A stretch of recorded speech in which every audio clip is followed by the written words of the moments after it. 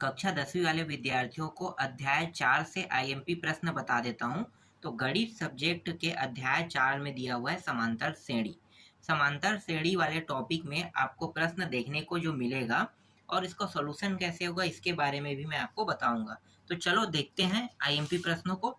तो देखो यहाँ पे एक प्रश्न दिया हुआ है श्रेणी, ठीक है। 11, 13, 15, 17 के पद 14 पदों तक के योगफल ज्ञात कीजिए कह रहा है। एक चीज मैं आपको बता दूं, कभी भी इस अध्याय से प्रश्न आएगा ना तो इसके सूत्र जो है वो दो ही सूत्र हैं। मैं आपको पहले बता देता हूँ सूत्र को।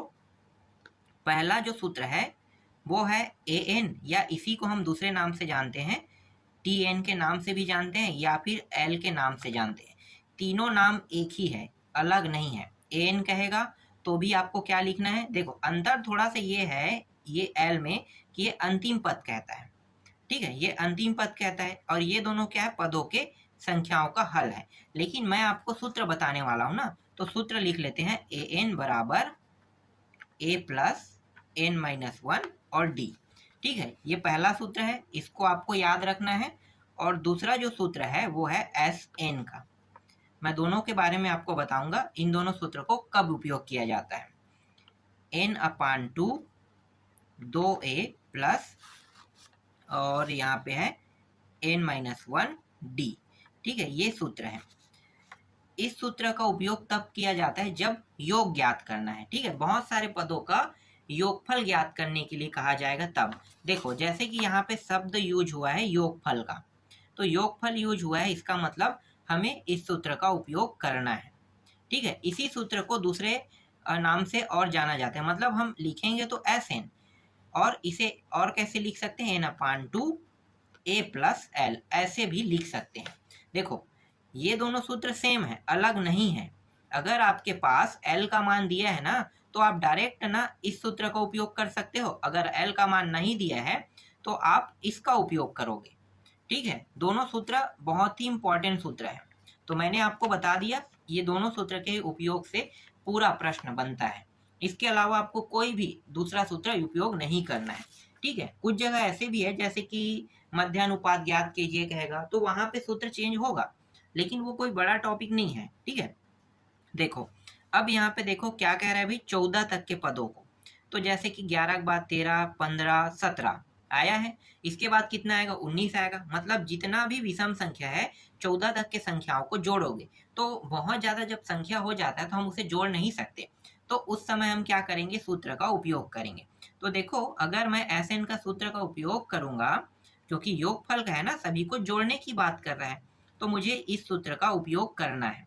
तो पहला जो वाला जो पद है, ये 11 जो है सबसे पहले आ रहा है, इसका मतलब है कि ये पहला पद है, प्रथम पद। प्रथम पद को हम ए से दर्शाते हैं, ए का मान 11 हो गया। अब डी का मान निकाल लेते हैं, तो डी का मान कैसे निकालते हैं, पीछे वाले पद में आगे वाले पद को घटा देते हैं, ठीक है। पीछे वाले पद में आगे वाले पद को घटा देंगे, चाहे आप 15 में 13 घटाओ या 17 में 15 घटाओ या यहाँ पे 19 में 17 घटाओ, क्योंकि हमें घटाना किस में, पीछे वाले पद में आगे वाले को, तभी क्या होगा, डी का मान निकलेगा। तो यहाँ पे डी का मान 2 आ गया, ठीक है। किसी में भी घटाओ, आपको वैसे ही करना है, पीछे वाले पद में आगे वाले पद को घटाना है, ठीक है। तो देखो यहाँ पे ए और डी का मान आ गया, अब आसानी से यहाँ पे मानों को रख दो, ठीक है। तो मान को रखते हैं, तो एन का मान कितना रहेगा, ये जो 14 पद है यहाँ तक निकालना, इसका मतलब ये एन का मान है। तो जहाँ पे एन रहेगा वहाँ पे 14, और जहाँ पे ए रहेगा वहाँ पे 11, और जहाँ पे डी रहेगा वहाँ पे 2। इस तरह से हमने रख दिया, उसके बाद हल करते हैं तो 336 आ गया। समझ में आया, बहुत आसान प्रश्न है। देखो आगे एक और प्रश्न दिया है, इसको आपको खुद बनाना है। 9, 12, 15, 18 और 16 दिया हुआ है, प्रथम पद कौन होगा, ये समझ में आ गया। अब डी का मान कैसे निकालते हैं, पीछे वाले पद में आगे वाले को घटा देते हैं। तो 12 में 9 घटा दो, या 15 में 12 घटा दो, या 18 में 15 घटा दो, तो आ जाएगा, कितना आएगा भाई, 3 आएगा ना। सभी में 3 का अंतर है, मतलब जो अंतर बता रहे हैं ना सभी में अंतर, उसी को हम डी कहते हैं। तो इसमें भी 3 का अंतर है, इसमें भी, इसमें भी, इसके आगे वाले पद में भी 3 का अंतर रहेगा, इसके आगे वाले पद में भी 3 का अंतर रहेगा। तो अंतर को ही हम डी से दर्शाते हैं। सूत्र में मान रखोगे तो आसानी से उत्तर आ जाएगा। इसके बाद देखो यहाँ पे एक और प्रश्न है, सेम हल वो भी होगा ऐसे ही। ठीक है, ये वाला प्रश्न भी सेम टू सेम हल होगा, तो इसको भी आप बना के देखना। आगे देखते हैं। देखो ये वाला प्रश्न कैसे बनेगा। इसमें कह रहा है समांतर श्रेणी कह रहा है, ध्यान देना क्या निकालने के लिए कह रहा है, समांतर श्रेणी। मैंने आपको दो सूत्र बताया है, इनमें से एक श्रेणी समांतर श्रेणी का सूत्र है। ये वाला जो सूत्र आपको दिखाई दे रहा है ना, ये पहला वाला, ये समांतर श्रेणी ज्ञात करने वाला सूत्र है, और ये योगफल ज्ञात करने वाला सूत्र याद रखना। क्योंकि समांतर श्रेणी कहेगा तो आपको कौन सा सूत्र लगाना है, पहले वाला, और योगफल निकालने के लिए कहा जाएगा तो ये दोनों सूत्र को आपको उपयोग करना है। ठीक है, एल का मान दिया रहेगा तब ये वाला, और एल का मान नहीं दिया रहेगा तो ये वाले सूत्र का उपयोग करना है। ठीक है, तो ये दोनों सूत्र से ही पूरा अध्याय बनेगा। देखो अब समांतर श्रेणी में ये प्रथम पद ए रहेगा, डी का मान कैसे निकालते हैं, पीछे वाले में आगे वाले को घटा देते हैं। तो किसी में भी घटा लो, एक में 5 को घटाओ या 3 में 1 को घटाओ तो डी का मान आ जाएगा। तो डी का मान कितना आ रहा है, देखो डी का मान यहाँ पे आ रहा है, निकालते हैं, कहाँ पे है भाई, डी का मान देखो यहाँ पे 4 आ रहा है, -4। ठीक है, तो -4 यहाँ पे प्राप्त होगा। एन का मान कितना है, पदों की संख्या 10, मतलब एन का मान, बस मानों को रख दो यहाँ पे। ये ए एन वाला सूत्र है, देखो यहाँ पे मानों को रखा गया है और आ गया -27 आसानी से। ठीक है, आगे देखो यहाँ भी समांतर श्रेणी ज्ञात करने के लिए कहा है, सेम सॉल्यूशन है, सॉल्यूशन में कोई भी चेंजेस नहीं होगा। 40वां पद कह रहा है क्या करना है, ज्ञात करना है।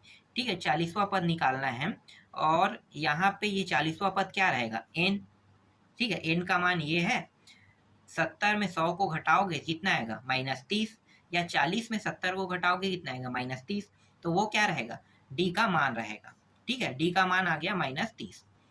ए का मान, पहला पद 100 है मतलब ए का मान है, तो ए के मान को यहाँ पे रखेंगे, एन का मान 40 है और डी का मान 30 है। इस तरह से रख के अगर हल करेंगे तो हमारा आंसर आ जाएगा -10 70। ठीक है, इतना प्राप्त हो जाएगा। छठवां को भी आप बना के देख लेना। ठीक है, ये प्रैक्टिस के लिए दे रहा हूँ, ये प्रश्न जो है ये प्रैक्टिस के लिए है। अब यहाँ पे देखो कुछ ऐसे भी प्रश्न आते हैं। देखो यहाँ पे क्या लिखा है, 27 24 21 का कौन सा पद शून्य है, मतलब हमें शून्य वाले पद को निकालना है। तो शून्य पद कौन सा रखेंगे भाई।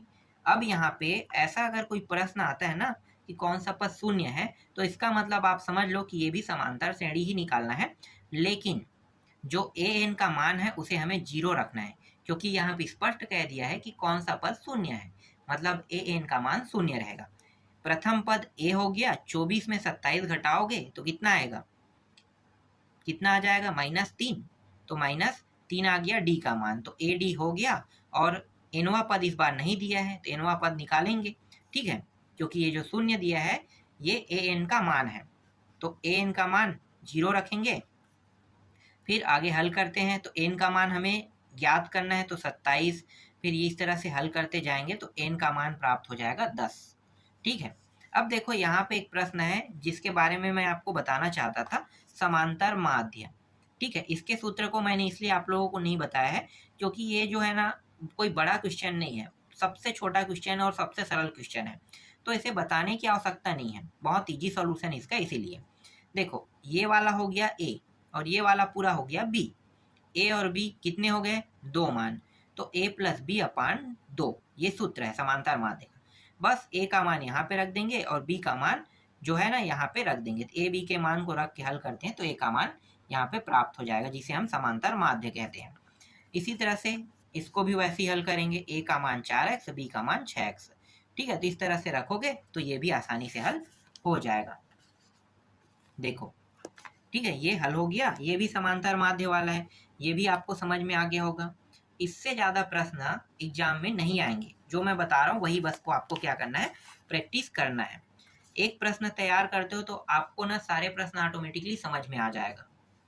इसके बाद देखो यहाँ पे भी क्या दिया है, 5 1 -3 दिया है कि 17 पदों का योगफल ज्ञात कीजिए। यहाँ पे क्या है भाई, देखो ध्यान देना, योगफल का सूत्र क्या है, ये है। 2 ही सूत्र उपयोग होगा इस अध्याय में, समांतर श्रेणी और योगफल। ठीक है, तो मैंने आपको योगफल से संबंधित एक प्रश्न आपको बताया था, ये प्रथम पद है, इसमें घटा देंगे पीछे वाले में आगे वाले को। ठीक है, आगे वाले पद 5 है, घटाएंगे तो कितना प्राप्त हो जाएगा, -4।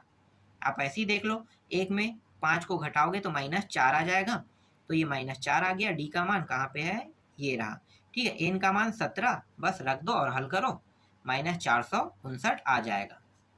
ठीक है, ये प्रश्न आप लोग प्रैक्टिस करके देख लेना, फिलहाल ये एग्जाम में नहीं आता है। ठीक है, टिक हो गया है तो मैं आपको दे रहा हूँ। और यहाँ पे 13वां प्रश्न देखो, ये पाइस्थक के पदों का योगफल कह रहा है, इसका भी सॉल्यूशन सेम रहेगा। ठीक है, अब यहाँ पे देखो, यहाँ पे कहा है अंतिम पद। ठीक है, समांतर श्रेणी 8, 15, 22 का अंतिम पद 200 कितना है, 18 है। पदों की संख्या ज्ञात कीजिए।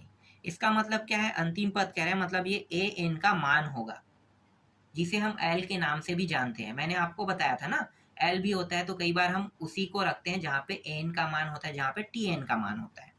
तो देखो यहाँ पे टी एन से दर्शा दिया गया है, ये कोई अलग मान नहीं है, ये ए एन ही है, ए एन ही है, ये एल के नाम से भी इसे जानते हैं। तो तीनों नाम एक ही है, अलग अलग नाम नहीं है। ठीक है, कई बार एल कहते हैं उसे, अंतिम पद के नाम से जानते हैं, कई बार समांतर श्रेणी का पद कहते हैं, जैसे उस पदों की संख्या जैसे है। ठीक है, तो नाम क्या है, अलग अलग हो सकता है, लेकिन ए एन, टी एन और एल तीनों एक ही है, याद रखना। ठीक है, ये प्रथम पद को ए से दर्शाते हैं, पीछे वाले में आगे वाले को घटाएंगे तो कितना आ जाएगा, 7 आ जाएगा, तो 7 आ गया डी का मान। और अंतिम पदों का मान, एन का मान नहीं दिया है, और ये जो दिया है ये अंतिम पद है, मतलब एल का मान कह सकते हो या ए एन का मान भी कह सकते हो। तो इस तरह से टी एन दिया है एन के जगह में, आप इसे ए एन लिख सकते हो या टी एन रहने दो, कोई बड़ी बात नहीं है, हल करोगे तो 31 आ जाएगा। ठीक है, अब यहाँ पे देखो एक ऐसा प्रश्न दिया है, मैं इसे इंपॉर्टेंट के तौर पे इसे भी टिक कर देता हूँ। ठीक है, ये आता नहीं है पर मैं टिक कर रहा हूँ, क्यों, क्योंकि मैं आपको ये समझाने वाला हूँ। ऐसे प्रश्न अगर आता है तो आपको कैसे बनाना है। देखो 11 और -5 के बीच 3 पदों का निवेश करते हुए समांतर श्रेणी का निर्माण कीजिए कह रहा है। ठीक है, 3 पद लेना है आपको, कितने पद, 3 पद। तो 11 और 5 के बीच में कैसे लोगे 3 पद, अब आपको पता नहीं है क्या क्या होगा, तो हम उसको नाम दे देते हैं A1 पहला, दूसरा और तीसरा A3। ठीक है, 3 पद हमने ले लिया 11 और -5 के बीच, ये हो गया।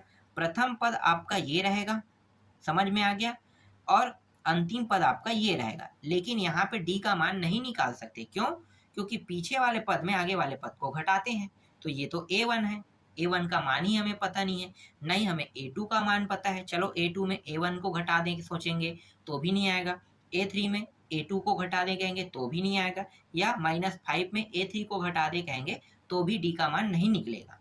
तो ऐसे कंडीशन में क्या करेंगे, ऐसे कंडीशन में हमारे पास जो मान दिया है बस उसको देखेंगे।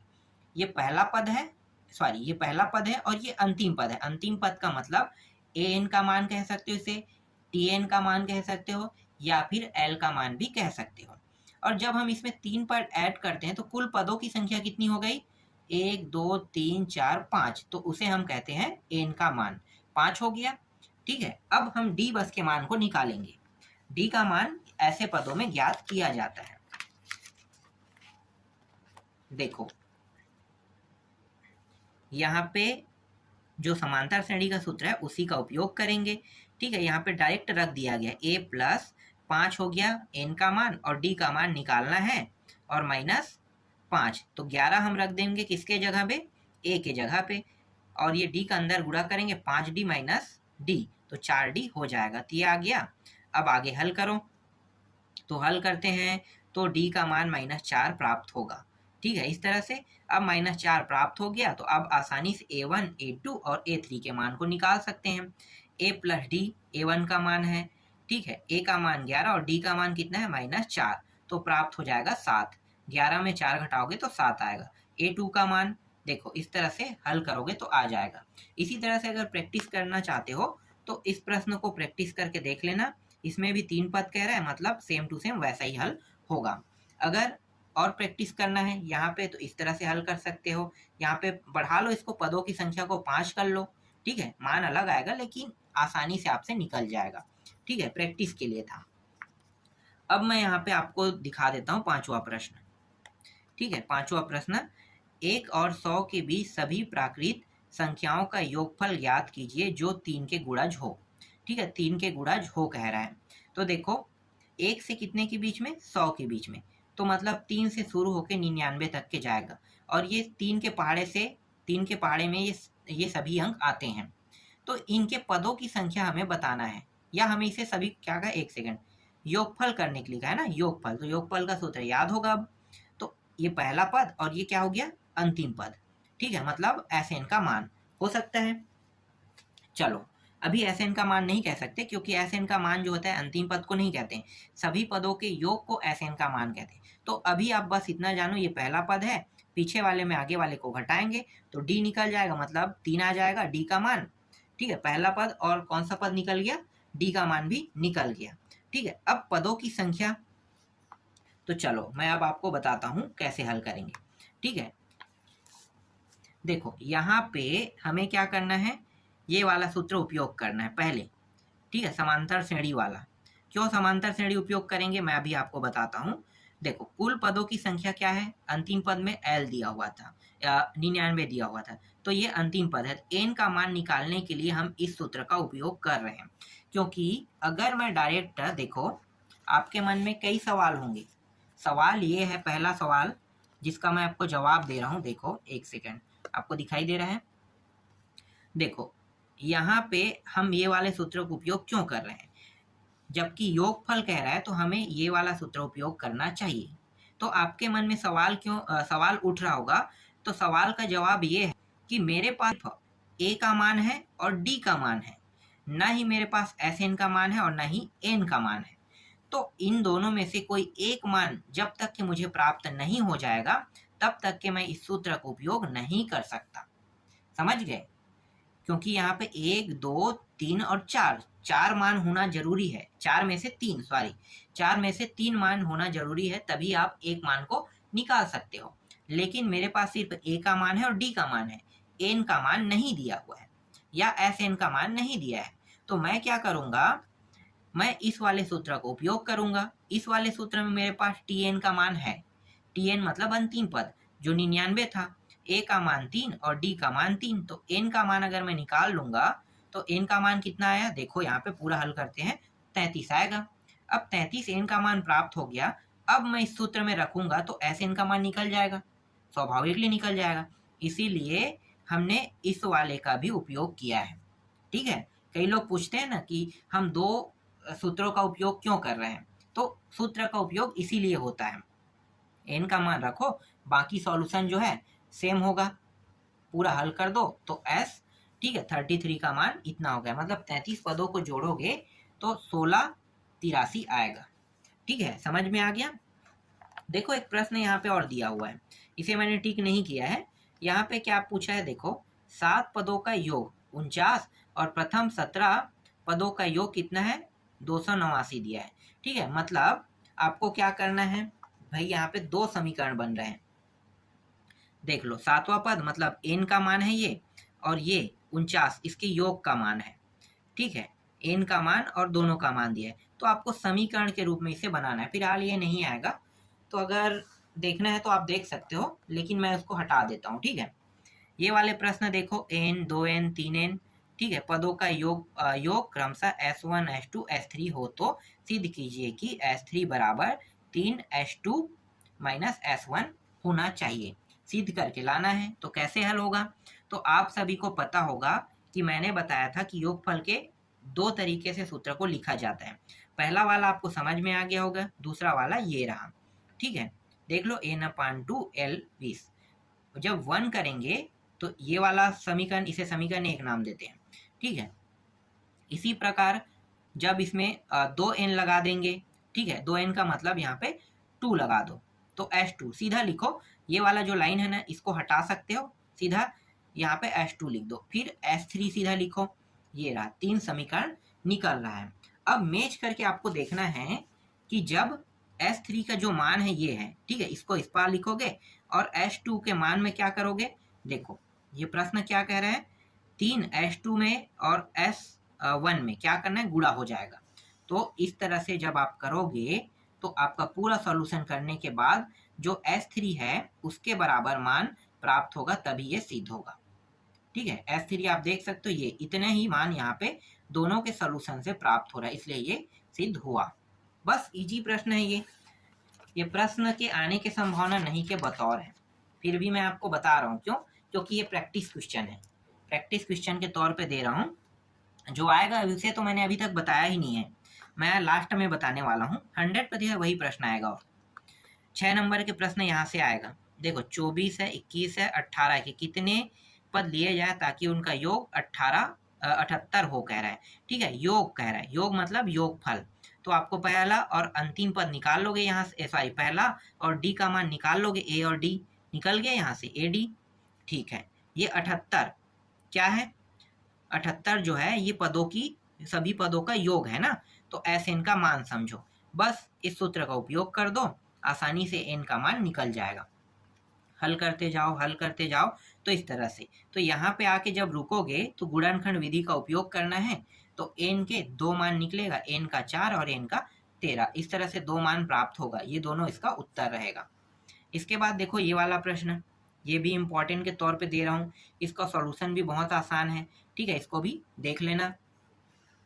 इसके बाद देखो यहाँ पे ये वाला प्रश्न, ठीक है। अब जो मैं बता रहा हूँ ये प्रश्न, ये सब आईएमपी प्रश्न है, यही प्रश्न एग्जाम में आते हैं, ठीक है। तो एक समांतर श्रेणी का पीवा पद 1/q और क्यूवा पद 1/ क्या है, पी है। तो सिद्ध कीजिए कि श्रेणी के पी क्यू व पद का मान 1 है। ठीक है, यही प्रश्न 6 नंबर में आता है और यही जो प्रश्न है संभावना है आपके एग्जाम में आ सकता है। तो चलो मैं आपको दिखा देता हूँ प्रश्न, बहुत आसान प्रश्न है, इसका सॉल्यूशन आप देख सकते हो। ठीक है, चलो थोड़ा सा और है, यहाँ पे दिखा देता हूँ मैं आपको। ठीक, और थोड़ा सा यहाँ पे। अब यहाँ पे देखो ये वाला पद प्रश्न, 5वां प्रश्न, ये भी इम्पोर्टेंट है। किसी समांतर श्रेणी का 12वां पद उसके 5वें पद से 14 अधिक है और दोनों पदों का योग 36 है, तो इस श्रेणी का mवां पद ज्ञात कीजिए। श्रेणी का mवां पद ज्ञात करना है, ठीक है। तो इसका भी सॉल्यूशन आप लोग देख लो। सब आसान आसान प्रश्न है, मैंने सूत्र इसीलिए आपको बेसिक टॉपिक में बता दिया है क्योंकि सभी के सॉल्यूशन एक जैसे हैं, अलग नहीं है। और थोड़ा सा है यहाँ पे देख लो, ठीक है। अब देखो यहाँ पे 6वां प्रश्न, ये वाले प्रश्न भी इंपॉर्टेंट है। वीडियो बहुत लंबा हो रहा है इसलिए इसका सॉल्यूशन मैं आपको नहीं बता रहा हूँ, ठीक है।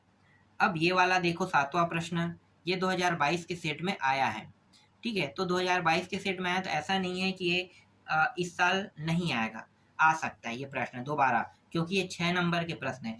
6 नंबर के प्रश्न कई बार रिपीट होते हैं, कई बार। तो ये प्रश्न एक इम्पॉर्टेंट है, आपको ये प्रश्न वापस देखने को मिल सकता है। 7वां प्रश्न, एक प्रश्न आप सोच लो ना, ये आएगा एग्जाम में। मैंने बहुत सारा प्रश्न आपको बताया है, लेकिन आने वाले प्रश्न ये 3 ही हैं। दूसरा ये वाला प्रश्न है, इस साल के एग्जाम में मतलब ये आएगा दूसरा प्रश्न 6 नंबर के एग्जाम में, या फिर ये प्रश्न आएगा अंतिम, देख लो ये वाला प्रश्न आएगा इस साल एग्जाम में। इन तीनों के अलावा 6 नंबर में और कोई प्रश्न नहीं आएगा। फिर भी मैंने आपको बाकी प्रश्न इसलिए बता दिया है क्योंकि आप प्रैक्टिस करके रख लो, ठीक है। और ये वाला भी इंपॉर्टेंट के तौर पे आप ले सकते हो। फिलहाल इसको तो आपको पता चल गया होगा, क्या बताना है भाई, 5 समांतर माध्य ज्ञात कीजिए, तो A5 तक के रखना है, देख लो कुछ नहीं, बस आसान से सॉल्यूशन करना है, हल निकल जाएगा, ठीक है। तो 3 ही प्रश्न 6 नंबर में आएगा और जो मैंने बताया उन सभी को आपको देखना है क्योंकि बेसिक टॉपिक से ही ये तीनों प्रश्न बनेगा।